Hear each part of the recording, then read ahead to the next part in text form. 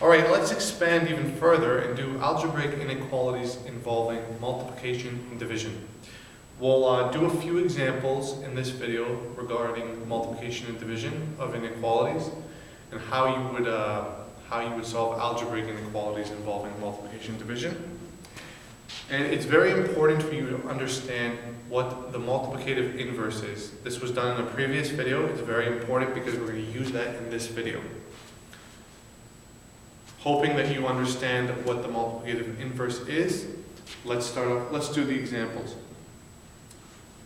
What is our objective? Our objective is to isolate x on one side and to get number. So we want to isolate x on one side and isolate numbers on the other. Knowing that, we obviously want to try to get rid of the 3 on the left-hand side. How are we going to do that? Well, we're going to multiply by its multiplicative inverse. We have x times 3 times its multiplicative inverse, which is 1 over 3, is less than 2 times 1 over 3. I just multiplied the multiplicative inverse on both sides. Now, if you've noticed, I'm denoting the multiplication symbol by this dot. You'll see it done at higher levels in high school, and I'm maybe sure you'll see it in your middle school. But the reason why I'm doing this is because I don't want you to get confused between x, the variable, and the symbol for multiplication, which is x as well. So that's why we're using the dot symbol. Now, 3 times 1/3 is what? So we have x times 3 over 3. This follows from the rules of multiplying fractions on the left-hand side. On the right-hand side, we have 2 over 3. Now we know that any fraction which has the same number in the top and bottom is always equals to 1. This simplifies to x times 1 is less than 2 over 3. Now, x times 1 is just x. And now we have our answer. We have that, this is an ugly looking 3. We have x is less than 2 over 3. Now again, just like in the addition and subtraction of algebraic inequalities, you could do this in a lot fewer steps if you understand what's happening mentally. That would be done in the following way.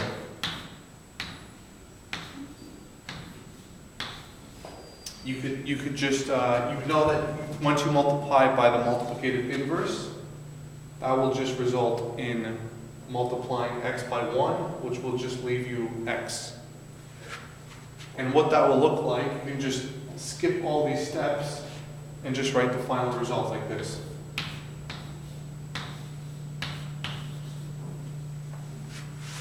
So we know that x is less than 2 over 3.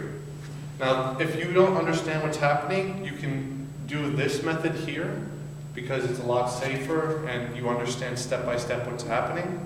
Now, once you get better or more proficient, you'll naturally just do it in your head. You'll understand, oh, okay, I can just bring the 3 down here. Now, let's do an example involving division.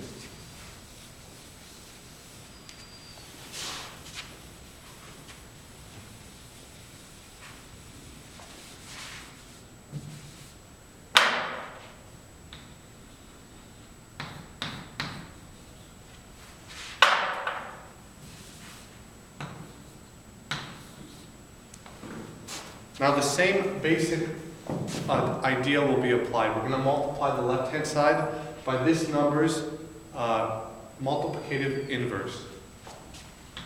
That means we'll have x times 1 over 5 multiplied by its multiplicative inverse, which is just 5, is greater than 2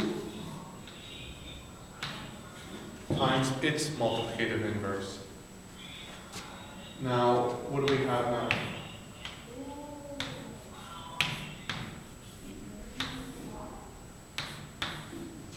We have x times 5 over 5 is greater than 10.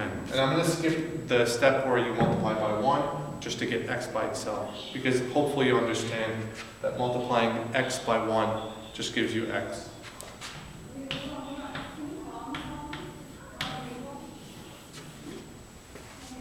So we're left with the final result of x is greater than 10. Now, it's not that hard, it's pretty simple. When you're